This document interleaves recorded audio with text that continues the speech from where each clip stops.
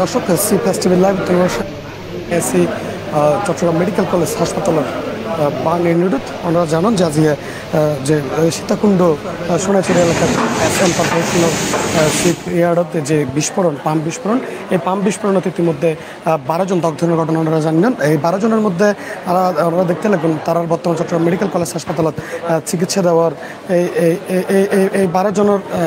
এই 12 জনের অবস্থা খুব বেশি ভয়াবহ বর্তমান অবস্থা এবং এই 12 জনের মধ্যে প্রায় 90%-এর উপরে ফুরি যাবের ঘটনা ঘটে প্রায় 10 জনের লয় এবং এই 10 জনের যে কোনো সময় আশঙ্কাজনক ঘটনা ঘটতে পারে বলে ডাক্তারের পক্ষ তারা জানাই এবং তারা ইতিমধ্যে আইসিইউতে লাইফ ফেললে আরও বেশি ভালো হইতে বলে জানাই এবং তারা যে কোনো সময় তার অবস্থা যদি খারাপ হয় তাহলে সেক্ষেত্রে তারা ঢাকা মেডিকেল কলেজত ঢাকা যে জাতীয় বাহিনী ইনস্টিটিউট আছে এবার তো লিজের ব্যবস্থা রেডি করেন।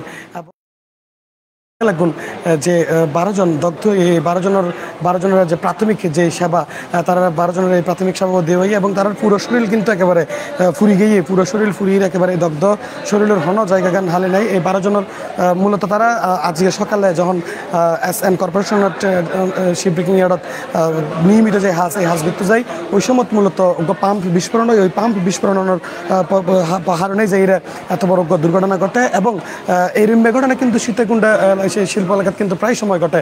আর একটু হত হইম যে তারা সকাল তুমজুতি যে ডাক্তার ট্রিটমেন্ট দেন রাইহানুল কাদের সহকারী রেজিস্ট্রার ওর লোক একটু আর হতে হই আসলে যে পেশেন্টগুলো এসেছে তাদের বর্তমান অবস্থা কেমন কি এবং তাদের কন্ডিশন কেমন আমাদের একটু ধন্যবাদ।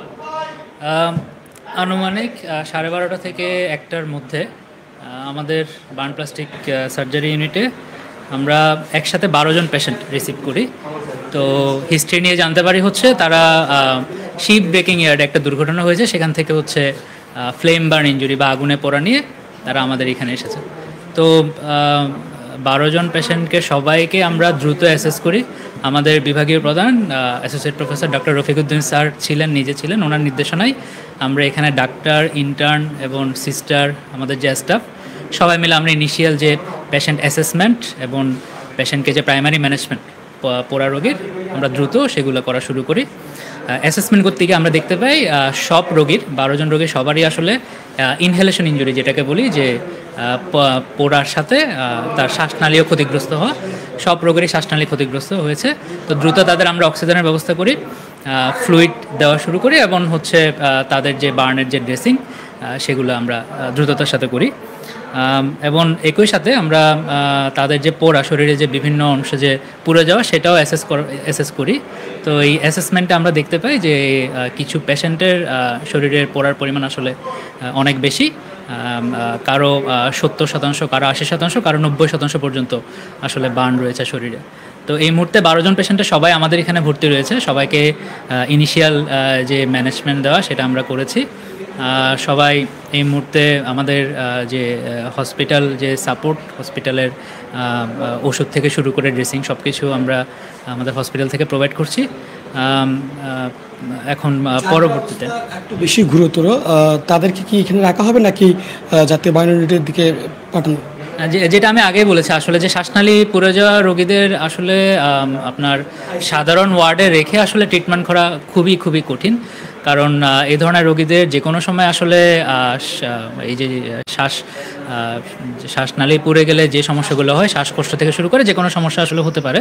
তো তাদেরকে যদি সম্ভব হয় একটা আইসোলেটেড ওয়ার্ড অথবা আইসিইউ সাপোর্ট যদি দেওয়া যায় তাহলে তাদের জন্য হয়তো জিনিসটা আরও ভালো হবে। তো সেক্ষেত্রে আমরা আমাদের যে মেডিকেলে যে আইসিইউ ডিপার্টমেন্ট রয়েছে সেখানে আমরা ইতিমধ্যেই খবর পাঠিয়েছি আমাদের এই রোগীদের ব্যাপারে, এবং একই সাথে তাদের যে ম্যানেজমেন্ট তাদের সাথেও আমরা কথা বলেছি।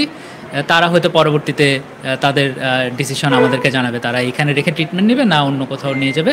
তবে আপাতত সব পেশেন্ট আমাদের এখানে ভর্তি আছে এবং আমরা যে ইনিশিয়াল ম্যানেজমেন্ট সেটা আমরা দিয়েছি। এই মুহূর্তে পেশেন্টদের অবস্থা স্থিতিশীল, কিন্তু যেহেতু আসলে শ্বাসনালীর পোড়া রোগী এবং বিভিন্ন পার্সেন্টেজের বার্ন রয়েছে, অলমোস্ট 80%, 90%, 70% বার্ন, তো যে কোনো মুহূর্তে আসলে কন্ডিশন খারাপ হতে পারে। Thank you. দর্শক আসলে আর হত হইলাম ডাক্তার রাইহানুল কাদেরুল্লাহ তেয়ারা জানাতে যে 12 জন পেশেন্ট বিস্ফোরণের দগ্ধই তার অবস্থা অবশ্যই আশঙ্কাজনক এবং যে কোনো মুহূর্তে কিন্তু তার মধ্যে বড় ধরনের দুর্ঘটনা ঘটিতে পারে। সেক্ষেত্রে তারা মেডিকেল কলেজের যে আইসোলেশন ওয়ার্ড আছে ওই ওয়ার্ডের লই হতে হলে কি এবং এবং আর কিছুক্ষণ আগে যে এসএন শিপ কর্পোরেশনের যে ম্যানেজমেন্টের একজনের দেখিলাম অবশ্যই তের পরিচয় জ্ঞান তেয়ারা না দেয় তেয়ারে কিছু হাতে হয়ে তেয়ারা জানাই যে এখনো পর্যন্ত তারা নিশ্চিত করে হইতে পারে কি কারণে এই বিস্ফোরণ, তবে তারা তদন্ত করে বলে জানাই তদন্ত করি প্রতিবেদন ফেলে অবশ্যই মিডিয়া জানাবে বলে হই এক প্রকার থেকে গণমাধ্যমে আর গিয়ে বা আর লয় তেমনটা বেশি হতে হইতে না চাই এবং তারাও যে এসএন কর্পোরেশনের মানুষজন আছে তারাও কিন্তু আর দেহির যে রুগীওয়ালার খোঁজখবর লতা দেখি, তবে মিডিয়ার তো একটু দূরে থাকানোর চেষ্টা করছি যে কারণে যে তারার পক্ষ সঠিক কোনো ইনফরমেশন বা কীভাবে বিস্ফোরণ এই কোনো ইনফরমেশন আর না পায়। তবে ডাক্তারুল্লাহ হতে যে জানিতে পারি যে 12 জন দগ্ধ, 12 জনের মধ্যে 10 জনের অবস্থা খুবই আশঙ্কাজনক, যে কোনো সময় তারা শ্বাস নিতে কষ্ট হতে পারে এবং যে কোনো সময় এর চেয়ে তার প্রাণহানির সম্ভাবনা আছে। সেক্ষেত্রে আইসোলেশন সেন্টারে হতে হলে কি পাশাপাশি এসএন কর্পোরেশনের পক্ষ যদি তারা এডেনলাহির জাতীয় বাহিনীর চিকিৎসা লেবার ব্যবস্থা করে সেক্ষেত্রে তারা সহযোগিতা করবে বলে জানাই যে 12 জন দগ্ধই 12 জনের মধ্যে 10 জনের অবস্থা খুব বেশি আশঙ্কাজনক, 2 জনের অবস্থা কিছুটা ভালো আছে। নগরের চট্টগ্রাম মেডিকেল কলেজ হাসপাতালের বাংলা এইটুকুই আসলেন আছে সর্বশেষ।